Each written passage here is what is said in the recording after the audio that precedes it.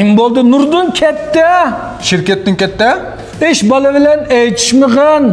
Kıyışma desem unumaysa. Boldu mende mana. Ne boldu? Nim boldu? Nurdun ketdi. Şirkettin ketdi?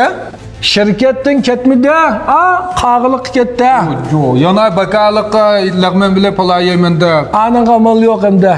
Ete çünkü 2025 4. ayının 23. günse qağılık nayisidike Tügüç Koçistan 1000 yol alaydı lagmen polaxanısının içiliş murasime.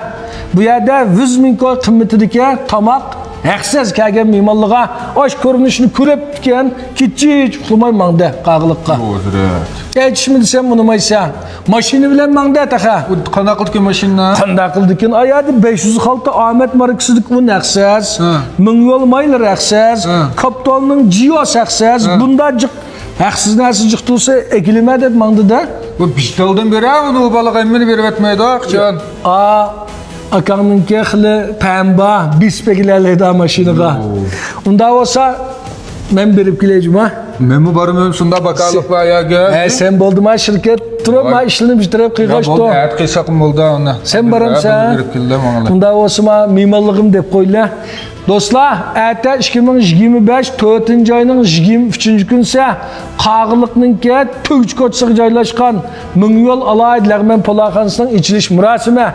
Şuna vaqti va mimal olab qo'yib qolsa alaydı taklif qilamiz juma. Bu yerda bir kun 100 min koy qimmatidagi tamoq haqsiz tetib ko'rib qinglar. Uningdan boshqa Ahmet zavitda ishlab bazar sağan Ahmet markisidagi un haqsiz. 1000 yol maylar haqsiz. Ondan Kaptul Gios'mu haqsiz. Şuna hemmedemning bag'isi kelib ketdi. Nurdinjon mangash turdi. Boldu.